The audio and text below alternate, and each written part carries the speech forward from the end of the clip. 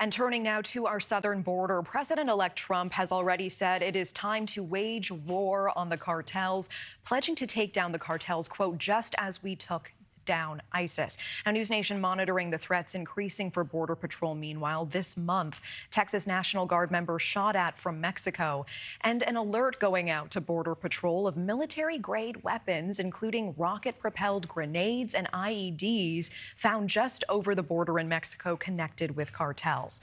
Now, Trump has nominated Tom Homan as his border czar. He was one of the architects of the previous family separation policy and will now most likely oversee the promised mass deportations, along with South Dakota Governor Kristi Noem as Homeland Security Secretary.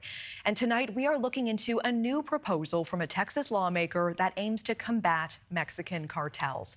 News Nation correspondent Jorge Ventura live for us in San Antonio with the new information tonight. Jorge.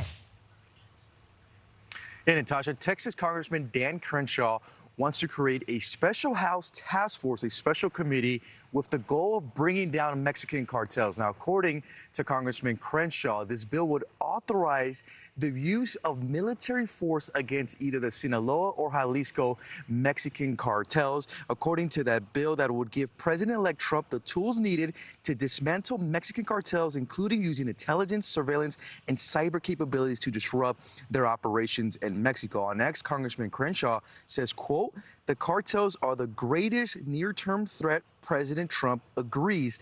I led the House Cartel Task Force. We have the solutions, but we don't have any authority. The Select Committee would show that House Republicans are aligned with and committed to President Trump's agenda to destroy cartels. Mexico, I would argue, is one of our more important allies, considering it's our biggest trading partner south of the border, and also under threat from what I think has to be called an insurgency, and probably one of the more powerful insurgencies that we've ever seen. They control multiple states in Mexico. Dozens of politicians and candidates for office have been murdered just this election cycle in Mexico.